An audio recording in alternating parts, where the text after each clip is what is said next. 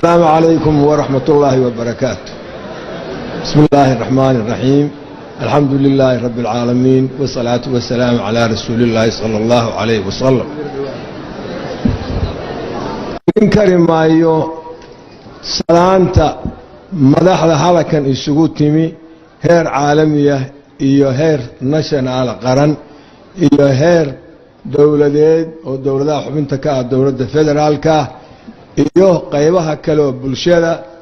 oo dhaqanka iyo culimada iyo dumarka iyo dhalinyarada dhammaantiin wayna salaamaya. Assalaamu calaykum waraxmatullaahi wabarakaatuh. mar labaad marka u horeysa waxaan jeclahay inaan bogaadiyo una duceeyo madaxda la doortay oo ah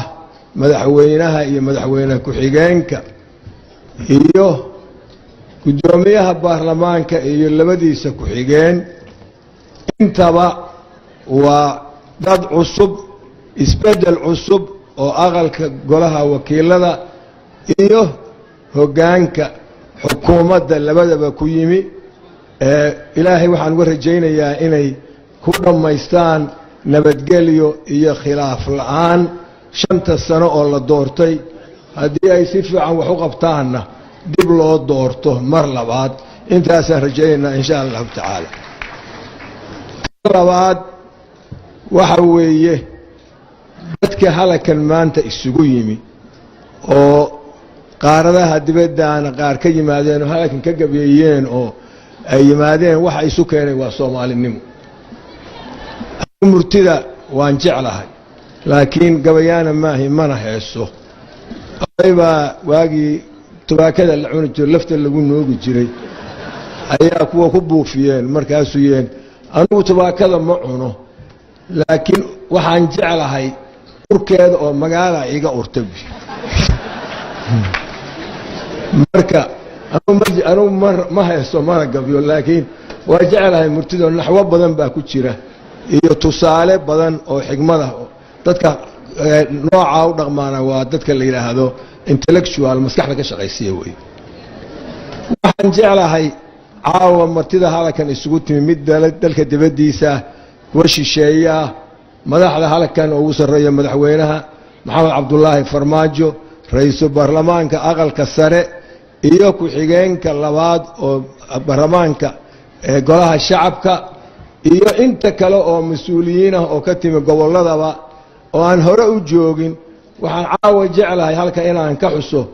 oo aan u hambaliyo oo ku mahadiyo Shariif Sheekh Axmed, madaxweynihii hore oo halkan markii 2012 Soomaaliya ku meelgaarka ahayd oo la yiri meelgaarka ha laga saaro shirkii Garowe 1 iyo Garowe 2 ka qayb galay oo bishii February 2012 markii qoladii 4.5 ka jeclaa hadda qaar iyo muuqdaan madaxda waxaan u maleeyaa inaan dib dambe loogu noqon doonin. aan ka fujin weynay 4.5 nidaam qabiiliya oo dadkii kala geeyay oo lagu abtirsanayo. anigu hadda xamar baan joogaa waxaan ka mid ahay aqalka sare marar baa shir la isugu yimaado beesha hebel baa maanta qadale ka soo qayb gal. anigu waan diiday maxaa yeelay kuma aan korin nooca qabaliga. xisbi hadday ahaan lahayd waan tegi lahaa. marka maalintaas markii aan ka fujin weynay ragga qaarkii hadda meesha ka baxay baan waxaan soo jeediyey madaxweyne aqal sare aan samayno oo 18 gobol oo dalku lahaa markii dawladdii dhacday aynu min 3 ka soo qaadno oo 54 xildhibaan oo aqalka sare aan samayno. isku waafaqnay sidaas heshiiska lagu qoray. waa ka xumahay in maamulkii madaxweyne xasan sheekh aqalkii sare ka maqnaa. aad baan uga xumahay laakiin dib baa laga kabayo hadduu joogaa. madaxda hadda joogta waxaan u sheegayaa dastuurka siday u qoran tahay ha loogu dhaqo oo madaxweyne Farmaajo hogaaminayo. aqalkaas sare waa xukuumadda matasha dowlad goboleedyada. khilaafiyaa jira dowladda dhexe waa ku jira dhexdeeda marar badan baa la isqabtay iyo golayaasha qaarkood aqalka muxuu shacabka laakiin ma rajaynayno insha allahu tacaala inuu khilaaf soo dhex galo aqalka sare iyo xukuumadda dhexe oo federaalka inuu soo dhex galo ma jecelin mana rajaynayno ha laga taxadaro. tan kaloo aan ku darayaa waxa weeye anigu waxaan madax ka ahaa khilaafkii soo dhex galay dowladaha xubinta ka ah dowladda federaalka iyo dowladda dhexe bishii September oo lagu shiray Kismaayo guddigii loo saaray xogtii la soo ururshay waanu soo saaray waa documented dowladda dhexena waa haysataa dowladaha xubinta ka ahna waa haystaan laakiin weli fulinteedii looma dhaqaaqin inkastoo ay diyaar tahay weli hadda waxaana markaas socday doorashooyin baa waxay ka socdeen koonfur galbeed Puntlandna waa ku soo dhaweyd laakiin hadda Hirshabeellena xoogaaga ku dhex jira waxaan leeyahay galmudugna kolley waa lagu dhex jiraado madaxweynaha iyo ra'iisul wasaaruhuba labaduba waxay ka yimaadeen galmudug iyaga xilku saaran yahay arrinta in wax ka dhameeyaan anigu diyaar baanu ahay inaan qayb ka qaato daris baana in la dhameeyo dhaqso baan rajaynayaa insha allahu tacaala. Kismaayana waa fog yahay doorashadeedu oo hadda wax la sugayo dib loogu dhigo in laga wada hadli waayo maaha waxaan u maleynayaa Axmed waxa weeye August miyam ku xogaa kugu daraa ilaa December ka dib ilaa December haddaan gaarsiino waa laga gaari karayaa marka waxaan rajaynayaa in lagu dhaqaaqo haddaba in markii xukuumadda la dhiso Puntland in hawsha la bilaabo guddiga loo saaro ayaa loo baahan yahay. waxaan rabaa oo kale halkan inaan laba arrimood ka soo jeedsho mid waxa weeye ama ha ahaato dowladaha xubinta ka ah dowladda federaalka ama ha ahaato dowladda dhexe horta dastuurka ha lagu dhaqmo qabya weeye waa run waxbaa ka dhiman oo labada xukun oo xukunka dowladda dhexe iyo xukunka dowladaha xubinta ka ah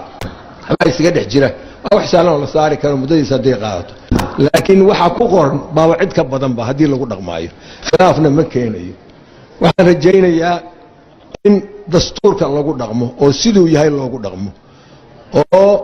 guddiyadii dastuurka ka shaqaynaya weliba khusuusan guddiga farsamada oo ay ka maqan yihiin xubnihii dowladaha xubinta ka ah dowladda oo farsamada ah inay tagaan oo maamuladuna soo diraan xukuumadduna ay dhexena ay ka howlgasho gacansiinteeda kharashkooda dejintooda si dowladnimadu u dhisanto. haddii kale waa la ceeboobayaa dowladda dhexena waqti wuxuu ka dhamaanaya isaga waddanku dastuurka uusan u dhamaystirnayn dowladihii xubnanta ka ahaana iyagoo aan xubnihiiba dirinba oo qaarkoodna mar dambe la diray qaarna aan weliba la dirin ba hadhow eedda la isku riixi doonaa waxaa la odhan doonaa maya dowladaha xubinta ka bay ku maqan tahay maya waxay ku maqan tahay dowladda dhexaan wax tarin haddeeraa la wada joogaa maanta ha la galo taasaan anigu taa halka ka soo jeedinayaa. waxaa kaloo soo rabaa inaan soo qaado khilaafyada qolooyinka kale oo hadda mucaaradka golaha shacab ku jira oo qaarkood haddeer halkan joogaan qaarna ayaan ku jirin maanta waxaa meesha loo yimi waxaan anigu isleeyahay niyasami baa jirtee war ha laga faa'iidaysto ha la soo noqdo hadda masaabax baan maqlaayay masaabaxu niyada ha loo daadejiyo oo ha la ismasaabaxo oo arrinta ha la galo oo aan ka odayayno annagu diyaar baan bawnahay inaan ka odayayno oo gobasha halkaanba dhigaynaaba laftigeedaba halkan waxaan u maleeyaa xogaa waa lagu nafisi karaayo sida xamar uma dhaxanya badna dhaxanyadu waa ku yaryaryihin meelaha aan ku arkayo eenka waxbaa dhaxanya yaaliyo laakiin inta kale dhaxanyo badni ma yaalin marka taasna waxaan rajaynayaa in loo howlgalo fara isku taagtaag wax ma taro khilaaf adduunkana waa jiraa khilaaf siyaasiya laakiin dariiq loo maruu leeyahay waa xisaab baa isqabata waa laysu amar ku taaglayaa dowladda hadda awoodda badneed dowladaha adduunka khilaaf siyaasiya wuxuu kala dhex galay barlamaankii iyo madaxweynihii kharashkiibaaba loo diiday ninka odaga ahaa meel u dhaqaajiba waayo laakiin caqligooda shaqeeyo hadda waxaa la kharash waa lagu furay isaguna waa tanasulay marka tanasulka inaga maxaa inoo diiday inaga la tabar yaray baan isu tanasul dad xoog leh weeye marka tanasulka laysu yimaado qolada dhalinyarada oo siyaasiyiintaana waxaan leeyahay qalada yareeya rag waaweyn baa joogay annaga muxuu ahay nagu soo xirmo wax ma tarto rationality baa la rabaa idinku majority badan baa u baahan tihiin ukaadsha xasaabta suga adduunka ha isu yimaado intaas baan iyagana kula talinaya waxaa ii haray oo aan rabaa inaan meesha ka soo qaado halka nin baa yimi halkan fariin buu keenay dibadduuna ka keenay waana gabiye taasu hadda meesha way ka maqanta maxay tahay hal la raadsho midnimadii Soomaaliya midnimadii Soomaaliya xagee laga raadinayaa wada hadalkii hal la furo Soomaaliland hal la furo diyaar bay u yihiin waa codsanayeen xoogaagan tukaraq halakan isku tuurtuuray iyada xoogaa caqabad u noqotay waxaan abiil u samaynayaa dawladda Soomaaliland inay arinta ku celiso meeshii awal ay joogtay si wada hadalkii loo furo oo ay isaga tagto tukaraq oo gaaleed ku noqoto ciidamada ka saartay baan mar kale abiil ku celinayaa 10kii bishii January baan taas sameeyay markaasna dawladda dhexe madaxweynuhu caawa markuu hadalkiisa qaaday waa inuu ballan qaadaa meesha waa lagu dhan yahay madaxweynayaal hore iyo madaxweynayaal soo socda iyo kuwa hadda iyo kulli waa lagu dhan yahay iyo beesha ajnabi halkaasna qolooyin hadda danaynaya waa jiraan oo waxa la igu yiri dawladda Turkiga ayaa waxay u xil saartay safiirkii Bakar la oran jiray inuu dhexdhexaadiyo hal la ajiibo idinka qolaasna ay rajo dhigin wuxuun baa lagu heshiin doonaa wixii dan laga noqoto baa lagu heshiin doonaa waana laga wada qayb gali doonaa dadku waa isku darsamayba hadda dawladaha baa kala xiran mooyee dadku hadda waa isku darsamay magaalada Garowe iyo Hargeysa waa isu furan tahay daan inta inii sheego ganacsiga iyo dadka iyo kulli way isu furan yihiin dawladaha ajnabiga waxaan ku leeyahay annaga hana kala jiidanina waxaa taraysaan miiska soo saaro dadku ha wada arkeen anagu ma doonayno dawladaha carabta xoolaha badan haysta oo bukhalada ah oo aan waxba bixinayno maalin walba aeroboor iyo magaciisa iyo aanu ka baryayno dawladaha reer galbeedka ah oo iyagu naga durugsan oo boqolaal kun oo dad ah noo haya ama malaayiin ku dhow inaad maaragtay waddankaanu oo u silco inuu la aado infrastructure oo marna China loo aado marna halka xoolaha la kaalaya anaga hana kala xisbiyeynina iyagana intaas aan leeyahay salaamu calaykum wa rahmatullaahi wa barakaatuh